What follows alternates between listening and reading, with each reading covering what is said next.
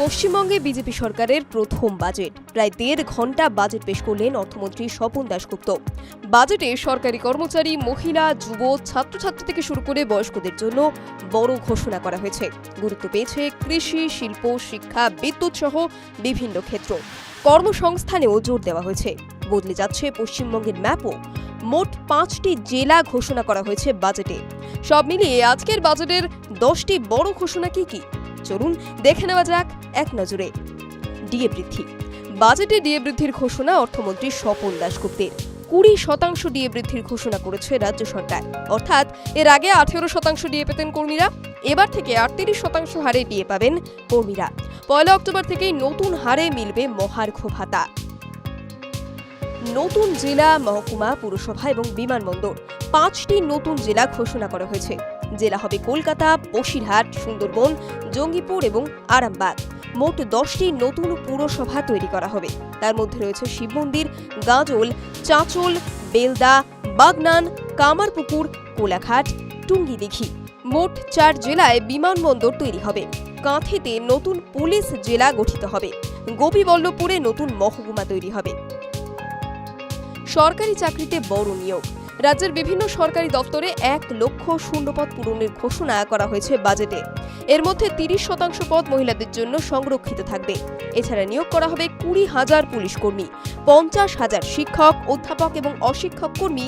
এছাড়া ১,০০০ industrial frontier এবং rifles কর্মী নিয়োগ করা হবে। ভাতা বৃদ্ধি। বয়স্ক, বিধবা এবং বিশেষভাবে সক্ষমদের মাসিক পেনশন ৫০০ টাকা বৃদ্ধির প্রস্তাব দেওয়া হয়েছে বাজেটে। সিভিক ভলেন্টিয়ারদের ২,০০০ টাকা ভাতা বৃদ্ধি। আশা কর্মীদের ভাতা বৃদ্ধি করা হবে ৫,০০০ টাকা। ভিলেজ এবং গ্রিন পুলিশের ভাতা বৃদ্ধি করা হবে ২,০০০ টাকা। হোমগার্ড পারিশ্রমিক ভাতা ২,০০০ টাকা বৃদ্ধি করার ঘোষণা করা হয়েছে। মিড ডে মিলের রাঁধুনিদের ১,০০০ টাকা বৃদ্ধি করার ঘোষণা করা হয়েছে।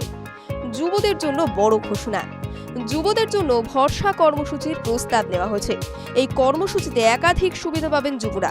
২১ থেকে ৪৫ বছর বয়সী রাজ্যের যে কোনো যোগ্য, শিক্ষিত এবং কর্মহীন যুবক যুবতী এই প্রকল্পের সুবিধা পাবেন। গ্র্যাজুয়েট বেকারদের জন্য মাসিক ৩,০০০ টাকা। অন্যান্য যোগ্য আবেদনকারীদের জন্য প্রতি মাসে ২,০০০ টাকা। মহিলাদের জন্য ঘোষণা। অন্নপূর্ণা যোজনায় ৩৬,০০০ কোটি টাকা বরাদ্দ করা হয়েছে। বিনামূল্যে বাস পরিষেবার জন্য বরাদ্দ ৫৫০ কোটি টাকা। চালু হচ্ছে পিঙ্ক কার্ড। গর্ভবতী মায়েদের জন্য ২১,০০০ টাকা আর্থিক সহায়তা দেওয়া হবে। একই সঙ্গে ৬টি পুষ্টি কিট পাবেন। উচ্চশিক্ষায় অবিবাহিত ছাত্রীদের এককালীন ৫০,০০০ টাকা দেওয়া হবে। শিক্ষায় ঘোষণা। বাজেটে শিক্ষাতেও জোর দেওয়া হয়েছে। কি কি ঘোষণা করা হয়েছে চলুন দেখে নেওয়া যাক এক নজরে। আদর্শ বিদ্যালয় তৈরিতে ২১০০ কোটি টাকা বরাদ্দ। শিলিগুড়িতে আইআইটি এবং আইআইএম এর প্রস্তাব। সংস্কৃত কলেজ এবং সংস্কৃত ভাষার বিস্তারে ৫০ কোটির বরাদ্দ। ঝাড়গ্রাম এবং বাঁকুড়ায় তৈরি হবে ২টি কেন্দ্রীয় বিদ্যালয়। প্রতিযোগিতামূলক পরীক্ষার প্রস্তুতির জন্য ফ্রি কোচিং সেন্টার। প্রতি জেলায় তৈরি হবে free coaching centre. Mid day মিলে পড়ুয়া পিছু বেড়ে ১০ টাকা বরাদ্দ হয়েছে। স্বাস্থ্যে ঘোষণা। বাজেটে স্বাস্থ্যে জোর দেওয়া হয়েছে। উত্তরবঙ্গে এইমস এবং ক্যান্সার হাসপাতাল, ৫টি নতুন মেডিকেল হাব তৈরির ঘোষণা। শিলিগুড়িতে আইটি পার্ক তৈরি হবে। ভেলোর, মুম্বাইতে রোগীর পরিবারের জন্য থাকার ব্যবস্থা করা হয়েছে। সুন্দরবনে মোটর বোট, অ্যাম্বুলেন্স পরিষেবা। বাংলার বাজেটে জোর দেওয়া হয়েছে শিল্পে। কি কি ঘোষণা করা হলো দেখে নেওয়া যাক। উত্তর এবং পশ্চিমাঞ্চলে ব্যাটারি চালিত গাড়ির কারখানা তৈরি হবে। শিলিগুড়িতে ইন্টিগ্রেটেড লজিস্টিক হাব তৈরি হবে। শিলিগুড়িতে আইটি পার্ক গড়ে তোলা হবে। দুর্গাপুরে তৈরি হবে সেমি কন্ডাক্টর ইউনিট। দক্ষিণ দিনাজপুরে তৈরি হবে টেক্সটাইল হাব। শক্তিপীঠ সার্কিট এবং শ্যামপ্রসাদ। শক্তিপীঠ সার্কিট গড়ে তোলার উদ্যোগ নেওয়া হয়েছে। কালীঘাট, তারাপীঠ থেকে ফুল্লরা, বক্রেশ্বরকে নিয়ে সার্কিট তৈরি হবে। ঐতিহ্য পুনরুদ্ধারে হেরিটেজ কমিশন গঠন করা হবে। শ্যামা প্রসাদের বাড়ি সংরক্ষণে ২০০ কোটি টাকা বরাদ্দ করা হয়েছে।